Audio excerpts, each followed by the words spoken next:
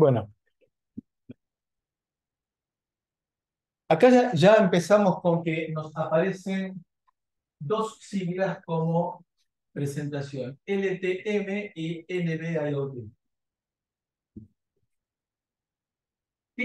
¿A qué corresponde estas designaciones? A los dos tipos de servicio de comunicación que vamos a necesitar. Siempre precisando, estamos transmitiendo datos. Lo mismo que nos pasaba en LoRa, son pequeños paquetes de datos y esporádicos. ¿Y cuál es la diferencia con LoRa? Dos. La primera es que la tecnología que se utiliza es distinta. En el caso de LoRa buscábamos expandir el espectro. En el caso de la telefonía, del uso de telefonía celular, lo que se hace es trabajar con banda ancha, porque banda ancha, si ustedes recuerdan la expresión del ruido en función del ancho de banda, es en proporción directa. Con lo cual, al disminuir el ancho de banda, disminuyo el ruido y de esa manera mejoro la relación señal-ruido. Por eso es NB, es de narrow band, banda angosta. Bien. Sí. NT barra NT. LTE es 4G. Sí. Long Term Evolution. M, bueno, vamos a ver qué significa. Porque ahí nos va a aparecer algo que se llama CAT M1 y la M esa es de SM1. Pero eso lo vamos a ver en la clase que viene. Bueno, esta es la agenda. Primero, recordar que es LP1, que es NB-IoT, porque cómo se implementa los parámetros de selección, aparte descartando que tenemos bajo consumo, y ahí aparece CAT M1 y NB-IoT. Y después la implementación, que es la parte realmente que a nosotros nos interesa como futuros ingenieros en electrónica. Nos arranquemos con LP1. Bueno, LP1, la evolución que nosotros tenemos es que vamos a arrancar con sensores con algún tipo de procesamiento local dentro de la placa en la cual están los sensores, procesamiento local. Vamos a pasar a la eventualidad de un almacenamiento local, si fuera necesario. ¿Por qué? Porque puede ser que quiera, para no estar enviando datos permanentemente, de vuelta, consumir datos que me cuestan, en una de esas prefiero eh, almacenar, eventualmente promediar y mandar los datos después de 10 minutos. Entonces necesito algún tipo de almacenamiento local para guardar información. Puede ser información en memoria no volátil o información en memoria volátil. Memoria volátil son datos que voy reescribiendo y no volátil es utilizar la memoria flash del micro o eventualmente una memoria externa. Después de lo cual tenemos una red. Esta red nos permite llevar a través de Internet procesamiento en la nube y almacenamiento en la nube. Es decir, que todos tenemos una idea de lo que es la nube, aunque sea una idea general, ¿verdad? Entonces, ¿yo puedo poner procesamiento en la nube? Sí. Yo puedo correr un proceso en el sitio en el cual yo almaceno la información como para que haga algún tipo de operación. Que me modifique los datos para que sean más fácilmente graficables, por ejemplo. Y después también tendré, claro, el almacenamiento en la nube, ya eso lo tenemos más o menos todos masticado, porque todos estamos usando el IO Drive o el Google Drive o alguna cosa por el estilo. Pero acá se nos abre una nueva idea que es el procesamiento en la nube. Bueno, este sería el camino desde que adquirimos datos hasta que llegamos a tenerlos en la nube y pueda accederlos cualquiera de cualquier lugar del mundo. Nosotros lo que nos vamos a concentrar ahora es en esta primera parte que arranca con los datos tomados desde los sensores, el procesamiento local, que lo vamos a llamar después el Edge Computing, con el almacenamiento, el acceso a la red. Digamos, cuando hablamos de procesamiento local, estamos pensando en edge computing asociado con inteligencia artificial de alguna manera, es decir, que aprenda cosas rudimentarias, como por ejemplo, si es de noche, y bueno, no me preocupa tanto la extensión de las luces del semáforo, porque de noche hay poco tráfico. Eso es algo fácil de aprender. Y también empezar a aprender los lunes, porque hay entrenamiento del colegio en el campo de deportes. A las 9 de la mañana tengo tránsito muy intenso por esta ruta y no por esta otra. Esas son cosas fáciles de aprender. No estamos, ahí no necesitamos algoritmo de ningún tipo, sino que necesitamos algún procesamiento bastante sencillo como para tomar algunas decisiones en cuanto a la extensión de los tiempos de las luces del semáforo. Bien, ¿a qué vamos a llegar? A algo como esto.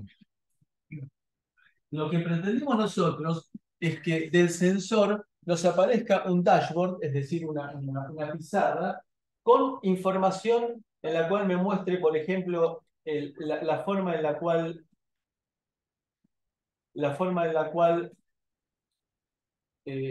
muestro la información, eventualmente, fíjense acá, la evolución en el tiempo, en el cual yo tomé datos. ¿Alcanzan a ver que acá tengo puntos en este gráfico? Y después, con el procesamiento de la nube, lo que hago es interpolar esos puntos por medio de algún tipo de curva. Ese es el tipo de cosas que puedo procesar en la nube. Por supuesto que nos excede por completo, pero sepan que se puede hacer. Tengo formas muy simples por medio de software estándar y hasta gratuito, como Grafeno, por ejemplo, que me permiten hacer presentaciones de este tipo. Hay un montón de alternativas como para hacer presentaciones rápidas, gratis o con muy bajo costo. Con lo cual se cumple el ciclo, porque a mí no me interesa tener datos crudos, es decir, bytes, sino que a mí me interesa preprocesar la información para que me resulte más fácil de interpretar.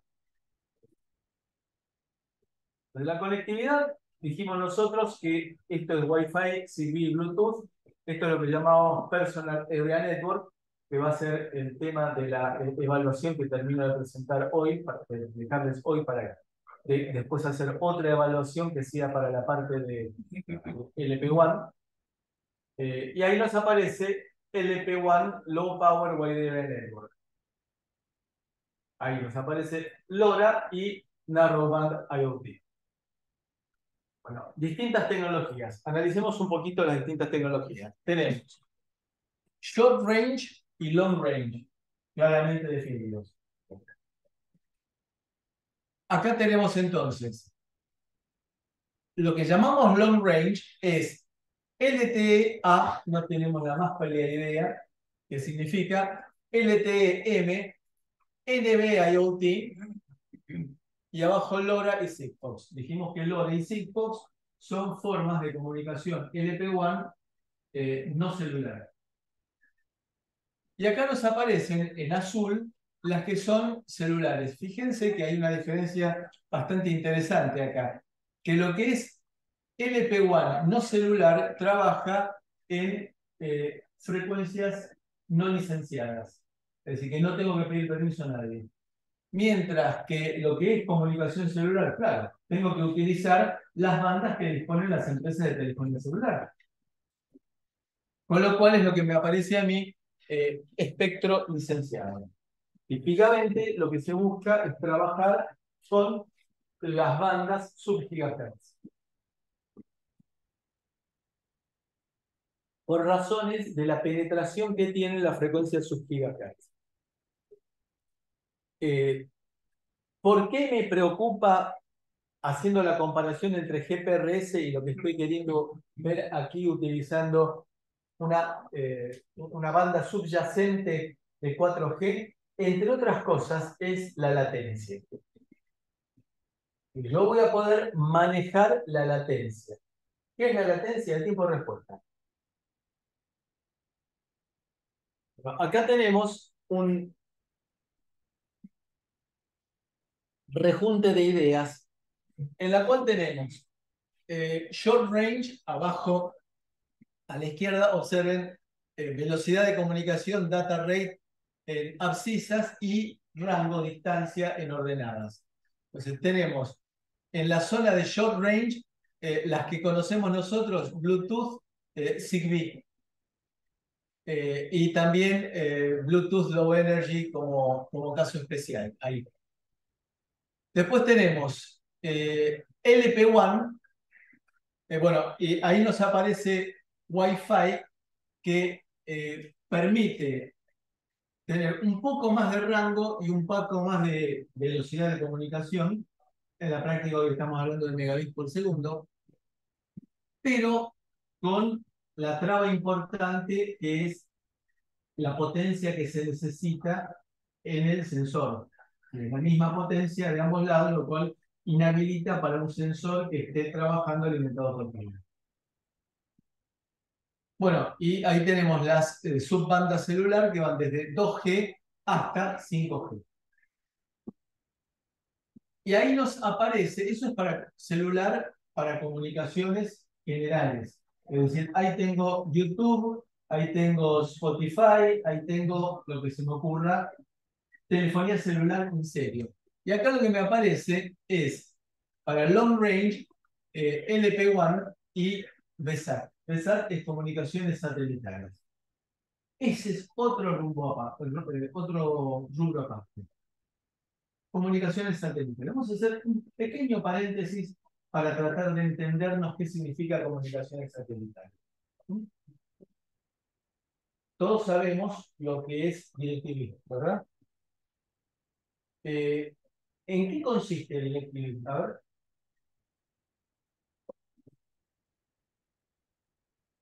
Quien va por la autopista 25 de Mayo, ahí cuando llegan a Vestrío, ve una antena enorme que dice DirecTV. ¿En qué consiste? En transmitir al satélite y después el satélite. ¿La antena esa se mueve? No, ¿Por qué? satélite se posiciona. ¿Pero se mueve el satélite? No, no se mueve el satélite, se mueve la parte receptora. No, está bien. Sí, El satélite se mueve sí, en forma sincrónica con la Tierra. sí. Es decir, que nos da la impresión de que está quieto siempre en el mismo punto del espacio. Es geoestacionario. Bien, ¿y cuál es la distancia?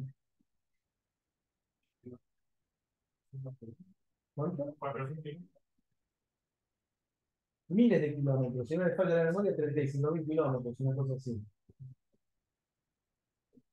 ¿Se lo imaginan a un sensor apuntando a 35.000 kilómetros y que pase una tropilla de caballos por ahí y que muevan la antena?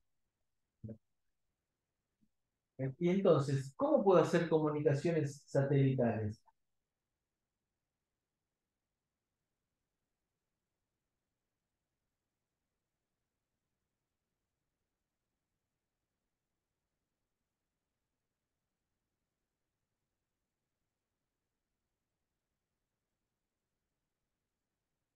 Las antenas de electricidad para ópticas hay que apuntarlas, las instalan, las apuntan, pero no estoy seguro de dónde las apuntan. Si al sur Al satélite.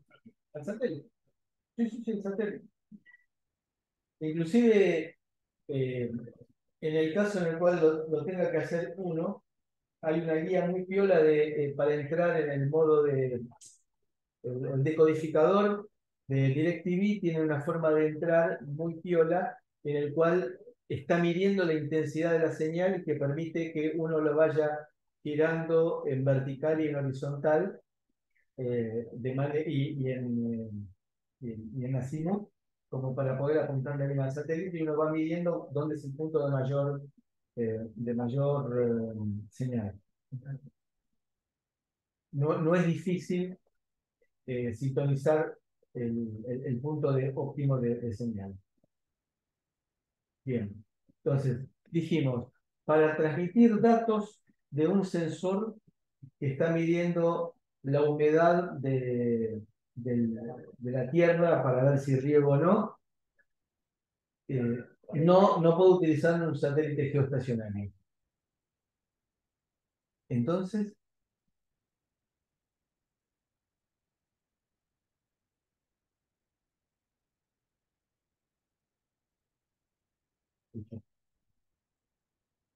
Está preguntándonos si tiene sentido usar un satélite para eso. Juan, más o menos en una hora. Perdón, disculpen. No sé si está preguntando si tiene sentido usar un satélite para eso. No, existe, ¿eh? Sí, sé que existen varios satélites que controlan todo lo que es Pero el terreno. decimos, lo más fácil sería apuntarle a un satélite que está allá arriba. Sí, Pero el problema que tenemos es que a la distancia que está tenemos que meterle una buena potencia. sí. Y puedes usar. ¿Cómo trabaja GPS? GPS.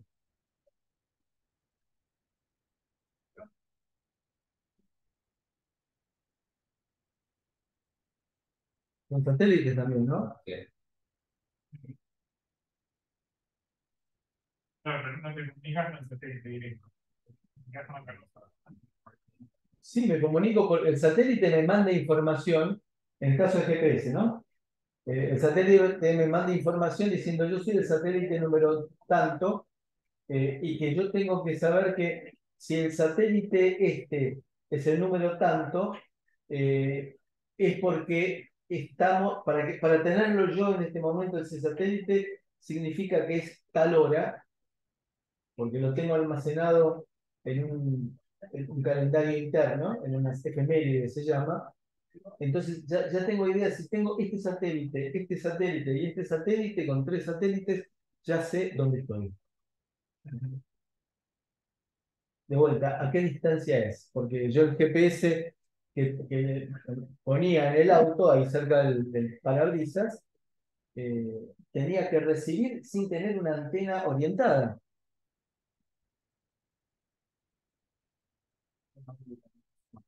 Una órbita más baja. ¿Y cómo? Vamos a tratar de razonarlo entre todos con lo que sabemos de física. Para, para que un satélite que esté en una órbita más baja, por ejemplo, 100 kilómetros. ¿Por qué digo 100 kilómetros? Y porque tiene que estar por arriba de la estratosfera, para encontrarse con pocas moléculas de aire que no lo frenen. ¿Está bien? 100 kilómetros, digamos. Eh, ¿Puedo hacerlo rotar tratando de que sea estacionario?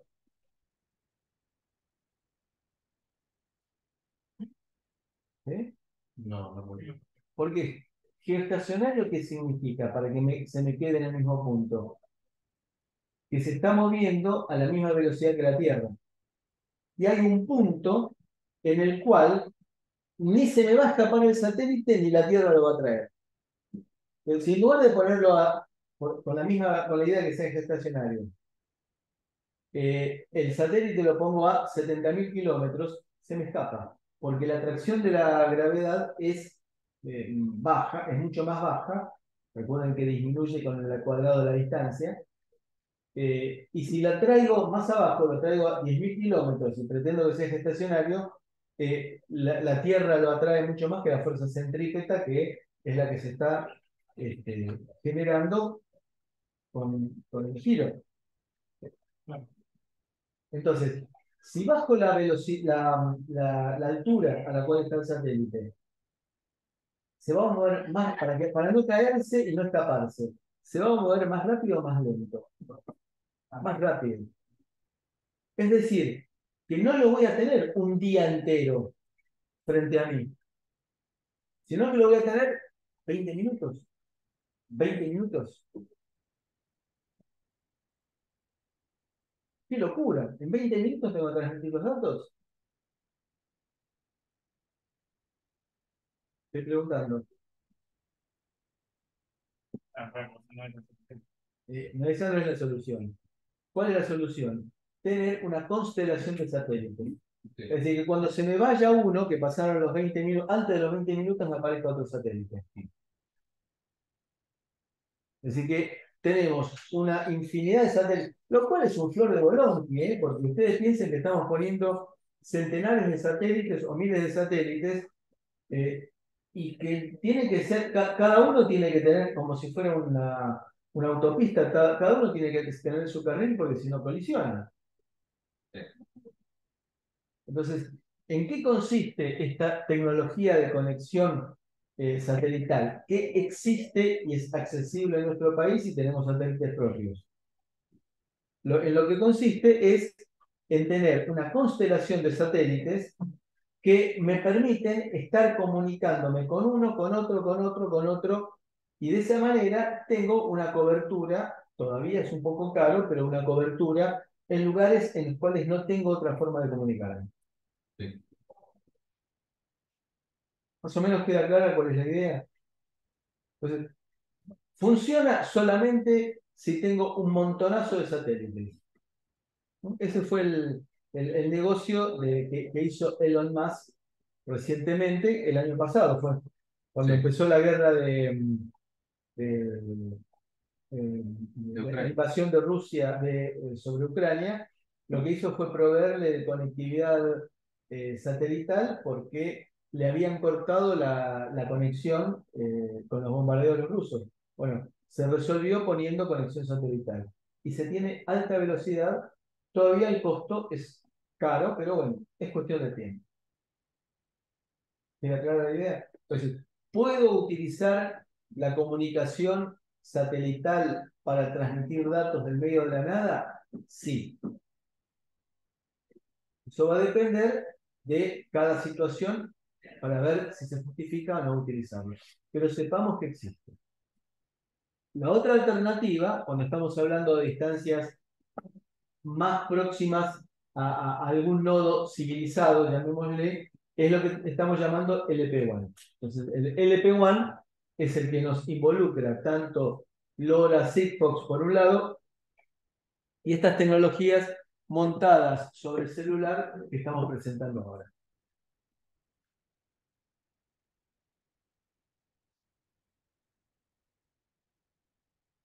Bien. Entonces, ¿qué es LP1? Significa red de área amplia y de baja potencia que busca trabajar con frecuencias sub-gigahertz. Que en la banda no licenciada y de acuerdo con la zona del mundo que trabajemos, podrá ser 433, 868, 915 MHz, y ya sea para LoRa o Sigfox, y de 700 a 800 MHz típicamente para celular. Esto es lo que vamos a plantear para LP1. Lo que buscamos es tener gran alcance, máxima vida útil de las baterías, usos múltiples.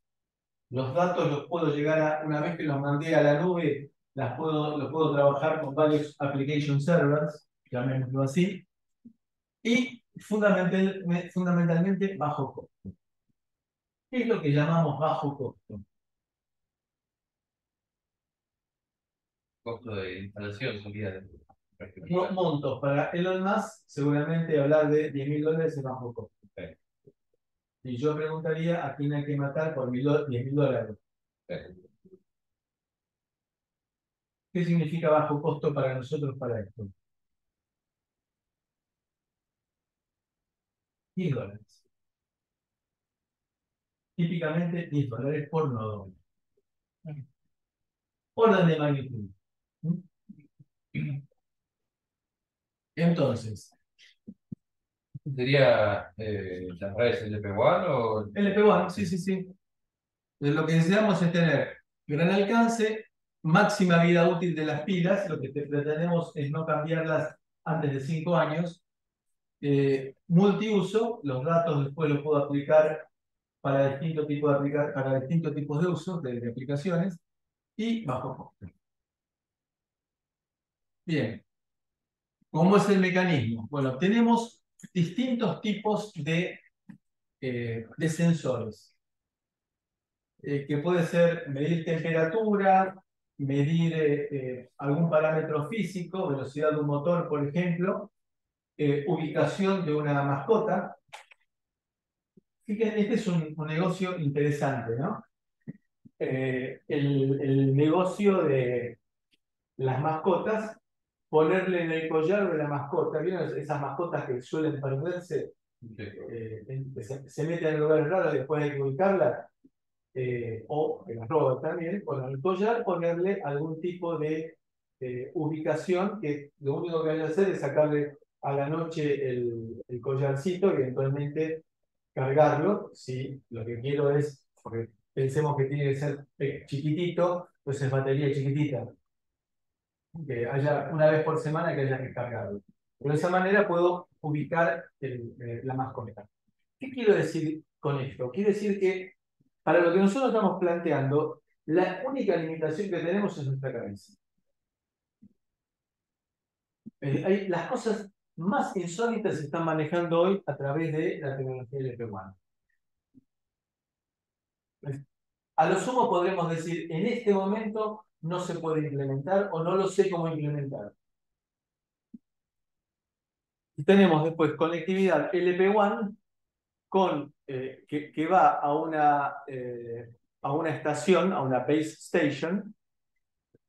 Tenemos un acceso después de esto, se supone que a través de Internet o de alguna otra tecnología, y después tenemos un network server que está en la nube y todo esto llega a una aplicación. Observen que a la izquierda de la estación base tenemos una topología estrella que se comunica con la estación base.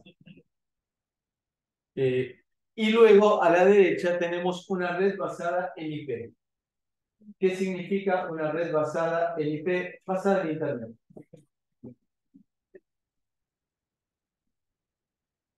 ¿Qué tal?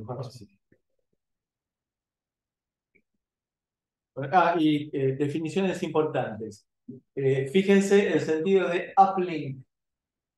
Uplink va desde el nodo hasta la aplicación. Y downlink va desde la aplicación hacia el nodo.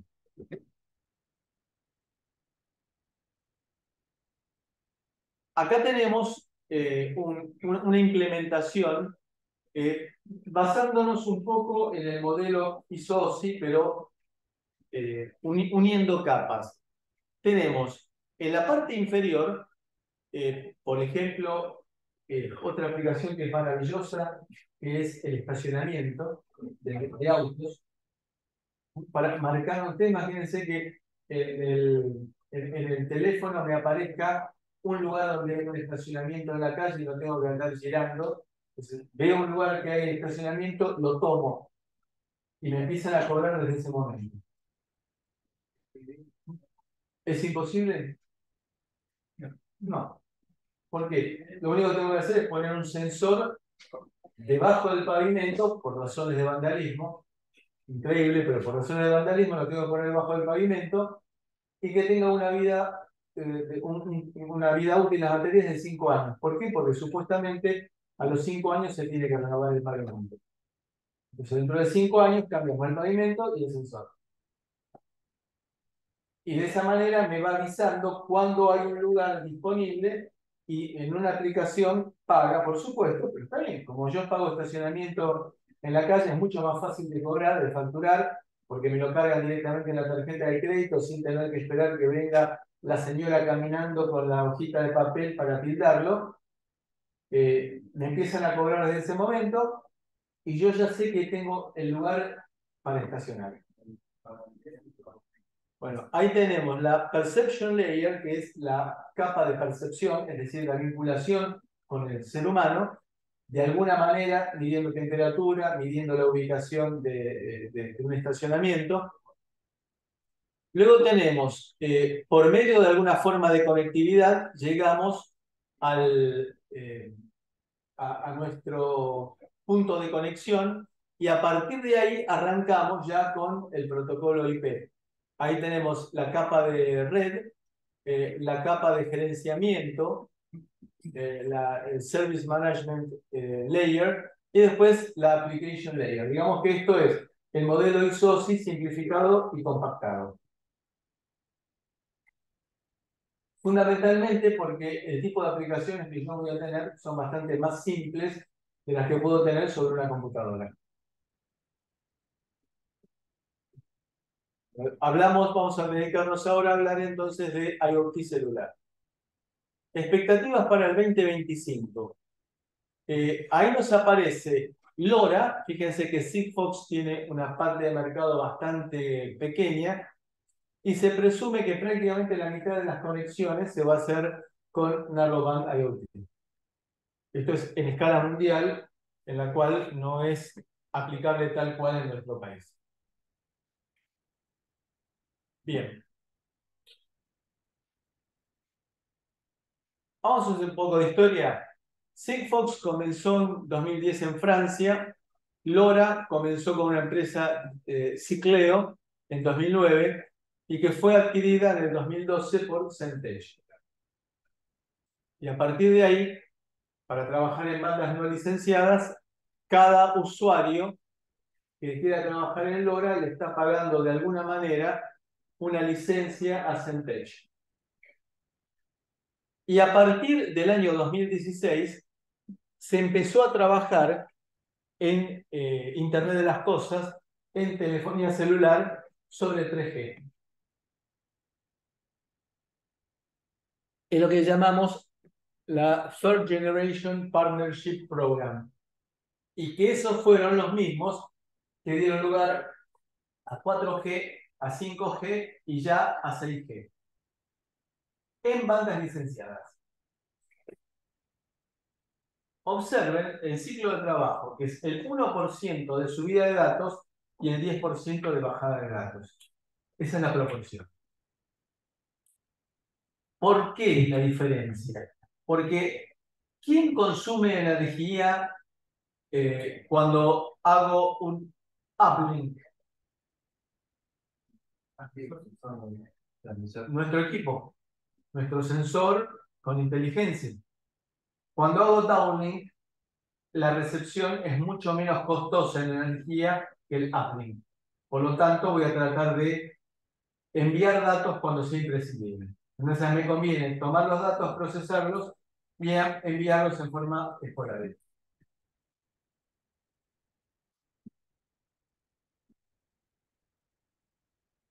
En todo el caso del red LoRa, esto ya lo habíamos visto, que podía ser pública, empresa o privada. Entonces, vamos a entrar con ¿qué es Narrowband IoT? Narrowband IoT es utilizar la red de telefonía celular para ingresar al mundo de Internet. Entonces, uso la red de telefonía celular porque existe. Uso la red de telefonía celular porque lo que tiene que hacer el proveedor de Internet es muy poco. Es decir, la empresa Movistar, Claro o Personal, lo que tienen que hacer es poquísimo. Es simplemente un upgrade de firmware que tienen que imponer en su red. De hecho, al principio, si no me falla la memoria, Ericsson a las estaciones de base les proveyó para parte del Narrowband IoT gratuitamente el firmware para actualizar. Yo, en este sentido, con quien más contacto he tenido fue con los amigos de Movistar. Tengo el concepto aquí de gateway se transforma. Entonces, el gateway era para nosotros hasta ahora un equipo especial que estaba donde nos vinculábamos por LoRa y de LoRa entrábamos al mundo de Internet. Aquí el gateway va a estar en la antena de la empresa de telefonía celular. Entonces requiere una actualización de firmware que se implementó porque ya lleva unos cuantos años pretendiendo despegar, 5 años por lo menos, y la idea es entonces, el gateway es la antena de la empresa de telefonía celular. Para lo cual, paréntesis, otro paréntesis más. Voy a necesitar una SIM, una tarjeta SIM. ¿Es la misma SIM que para el teléfono? No. No. En general, lo que tengo que hacer es, inclusive el tamaño puede ser distinto a propósito. Para que no nos confundamos, el tamaño puede ser distinto. Depende del módulo que vaya a utilizar.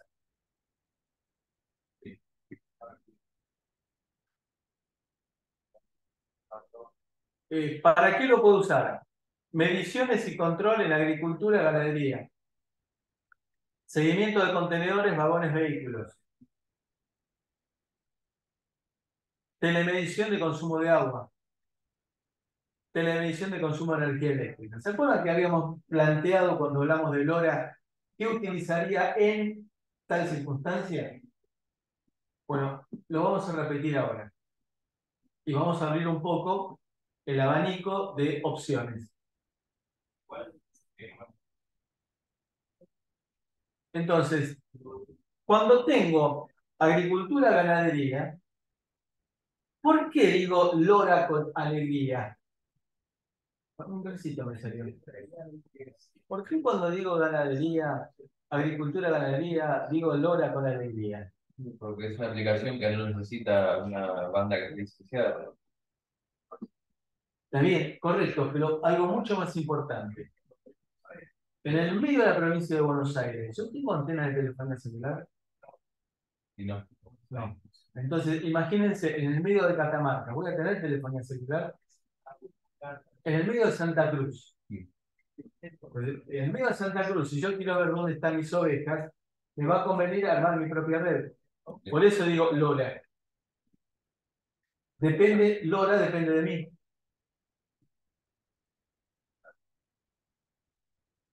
Ahora, si quiero hablar de seguimiento de contenedores, vagones, vehículos, ¿LoRa?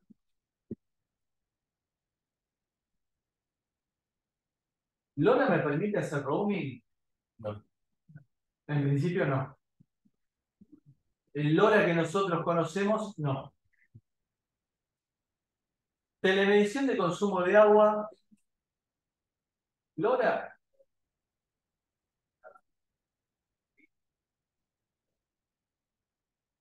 ¿Puedo usar LoRa? Sí,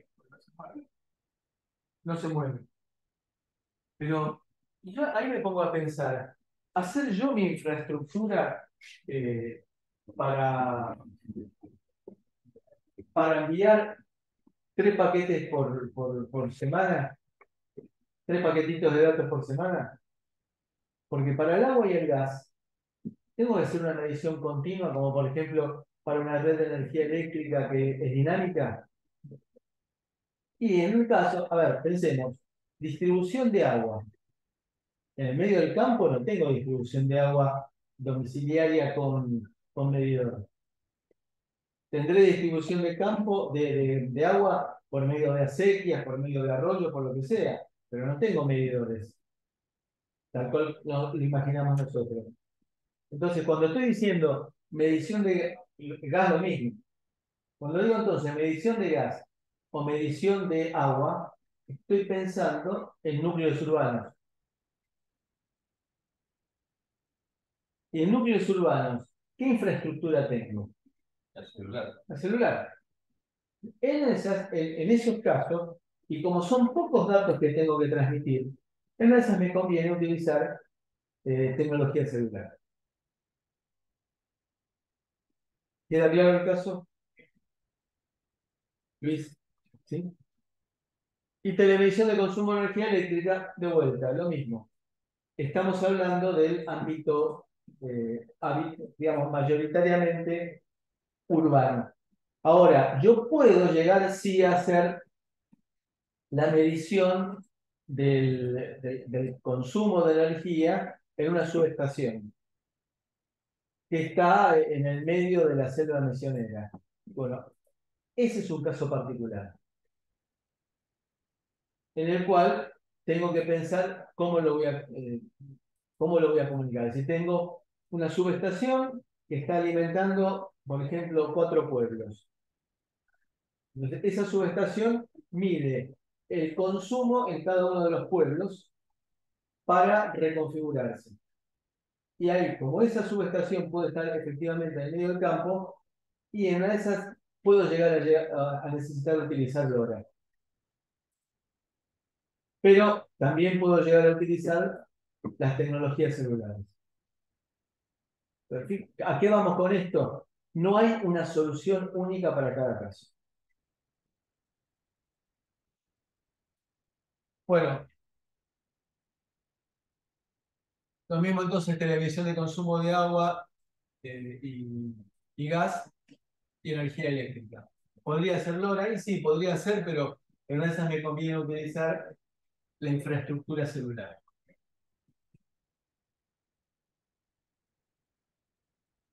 Eso es lo que me interesa analizar. Bueno, 3GPP es el Third Generation Partnership Project, que fueron un montón de empresas que se asociaron para generar estándares de telecomunicaciones en vista del gran despelote que se armó con 2G, en el cual teníamos universos separados al principio entre Europa y América, y después dentro del propio América, sobre todo en Estados Unidos, coexistieron las dos tecnologías, el GSM junto con CDMA. La idea fue hacer una especificación de 3G universal, de manera que con el mismo equipo yo me pudiera manejar alrededor del mundo. Por supuesto que en cada lugar del mundo tenía las bandas asignadas que correspondían, pero eran equipos flexibles que permitían adaptarse por lo menos a una de las bandas del lugar donde iba. Es decir, por ejemplo, un teléfono que había sido diseñado para trabajar en Estados Unidos, me iba a Brasil y resulta que no tenía todas las bandas disponibles que tenía en Estados Unidos, pero alguna de Brasil seguro que enganchaban. Entonces, 3GPP incluyó también para manejar dentro de 3G a los estándares 2G y 2,5G, con la idea de que fuera downground compatible, es decir, compatible para abajo. Es decir, que sobre un sistema 3G pudiera seguir manteniendo 2G y 2,5G. Esa es la razón por la cual decimos nosotros que GPRS puede ser utilizado en prácticamente cualquier lugar del mundo. Porque en lugares que tengamos 3G o 4G es compatible para abajo.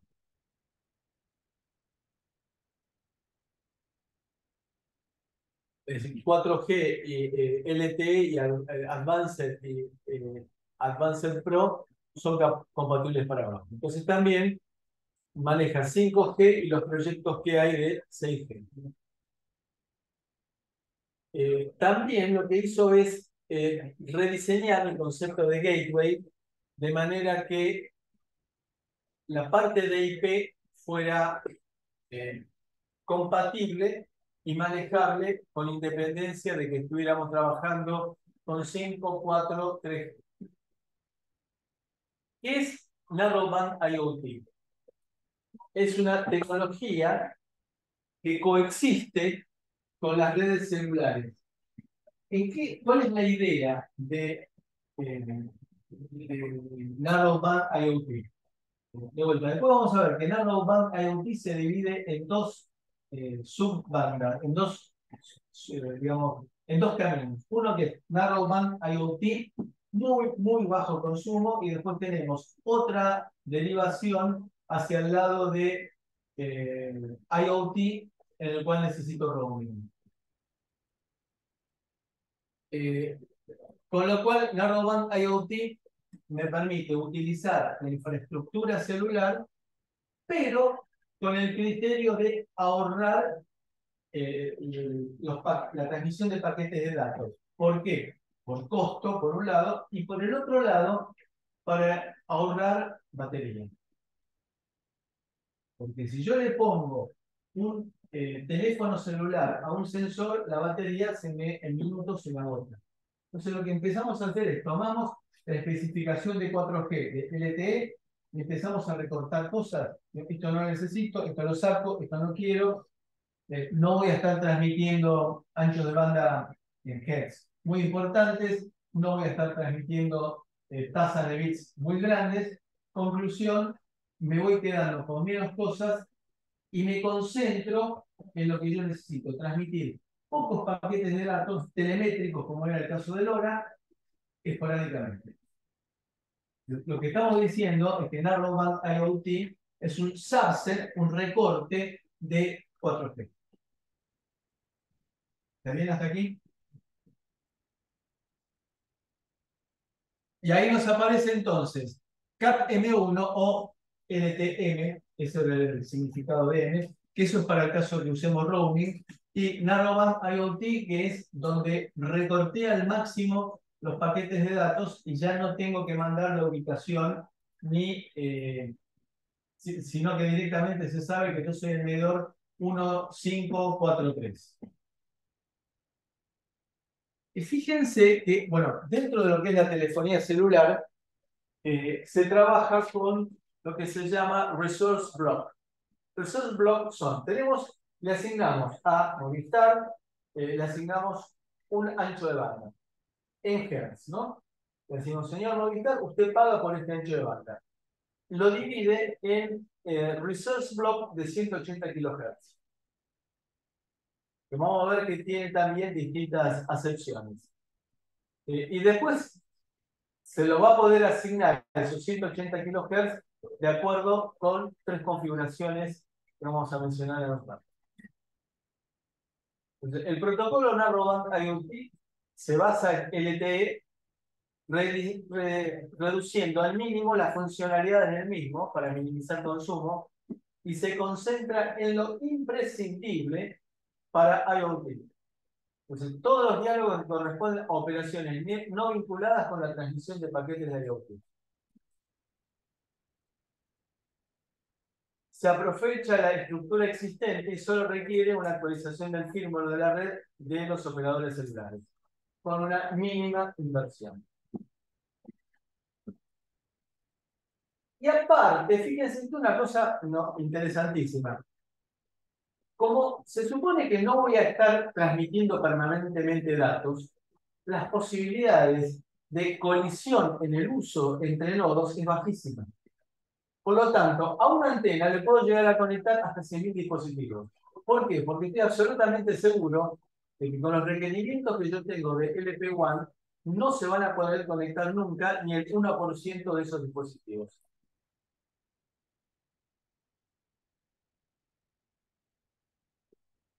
Eventualmente, si fuera necesario, a una antena de telefonía celular le puedo agregar, ¿se acuerdan que habíamos hablado del reuso de las bandas, que por eso yo llamaba telefonía celular por celular? Si veo que me están exigiendo muchas conexiones simultáneas, entonces coloco otra banda que se estaba utilizando en Avellaneda.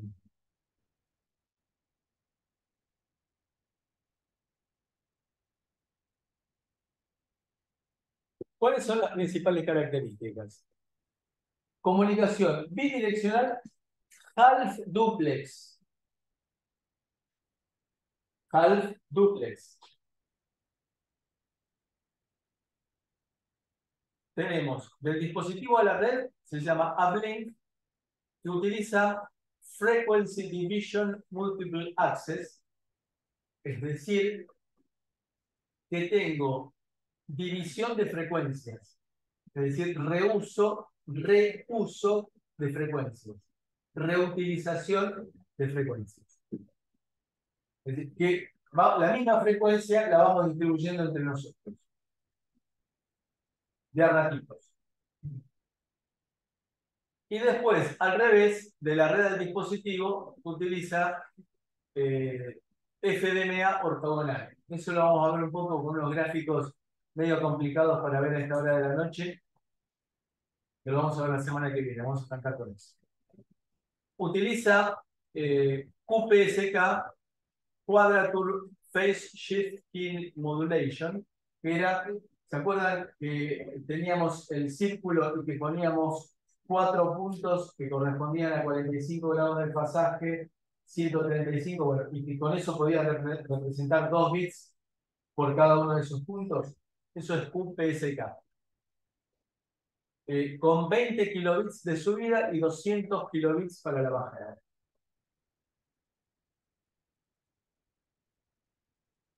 La carga máxima, es decir, el concepto de la palabra esta, traten de recordar, la payload, carga máxima, es de 1600 bytes por mensaje.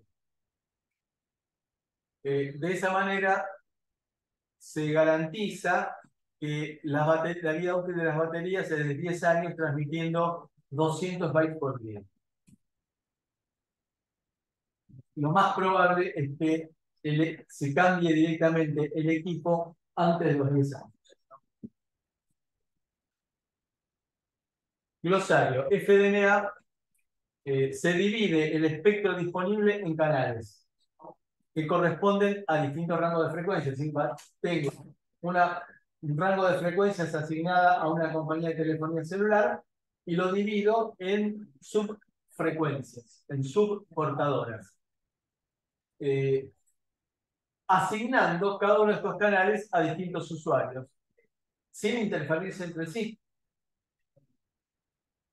Y para compartir el acceso a estos canales, se utilizan técnicas como Time Domain Multiple Access, o CDMA, o SDMA. De acuerdo con el modelo, la adaptación del modelo OSI que se emplea. Bueno, y OFDMA, Orthogonal Frequency Division Multiple Access, en el cual queda bastante claro en este gráfico que tenemos en el eje de abscisas frecuencia, en el eje de no, perdón, en el eje de ordenadas frecuencia, en el eje de abscisas tiempo. Vemos entonces que el usuario 1 utiliza durante un cierto lapso, el lapso está dado acá, en este tiempo, está utilizando 3 frecuencias. Y luego, la frecuencia esta, la tercera, la utiliza el usuario 3 por un rato también. Entonces, fíjense que la misma frecuencia puede ser usada por el usuario 1 y por el usuario 3. Y lo mismo, el usuario 2 y el usuario 3 utilizan el mismo espectro de frecuencias en distintos momentos.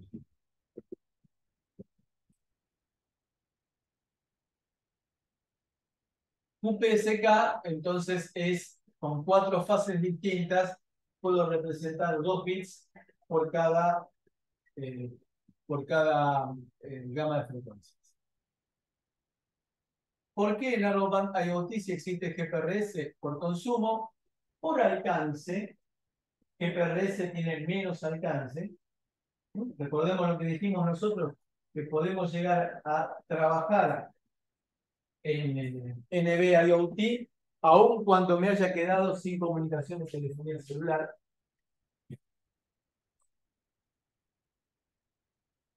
La velocidad de transferencia es mayor, el ancho de banda es mayor también, pero fundamentalmente el tema es el consumo.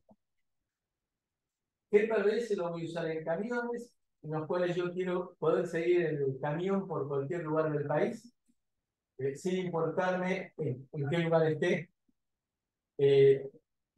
Y por eso, en el caso del camión, voy a usar GPRS, porque ahí no tengo problema de consumo, tengo la batería del camión. Es muy distinto al caso de tener el medidor de energía eléctrica, que está fijo. Y que tiene que estar alimentado. De energía eléctrica, justo no. El de gas o el de agua, que tiene que estar alimentado obligatoriamente por pilas. Y no puede llegar a los 20 ahí. Me da fíjense, una ventaja de 20 dB respecto de GPRS. Es lo que decíamos antes. tengo mayor alcance con Narrowband IoT frente a GPRS. ¿Por qué banda angosta? Porque el ruido es proporcional al ancho de banda y entonces al disminuir el ancho de banda, disminuye el ruido y entonces puedo mejorar la relación señal a ruido. Señal a interferencia más ruido. Después, dijimos que teníamos un resource block de 180 kHz. Ese lo voy a dividir, esos 180 kHz, lo voy a dividir en fracciones de 15 kHz para asignar distintas comunicaciones y que en caso de ser necesario, para mayor robustez, disminuyo el ancho de banda para mejorar la relación señal a ruido a 3,75, es decir, los 15 kHz los divido por 4, con lo cual mejoro la relación señal a ruido. Y para explotar la variación temporal del canal se pueden permitir repeticiones.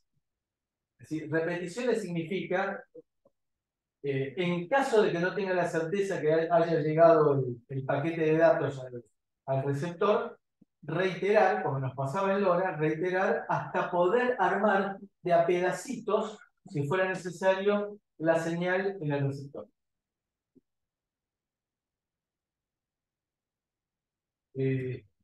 Cada repetición puede ser decodificada separadamente o múltiples réplicas pueden ser combinadas para incrementar la probabilidad de la recepción. Lo decíamos antes.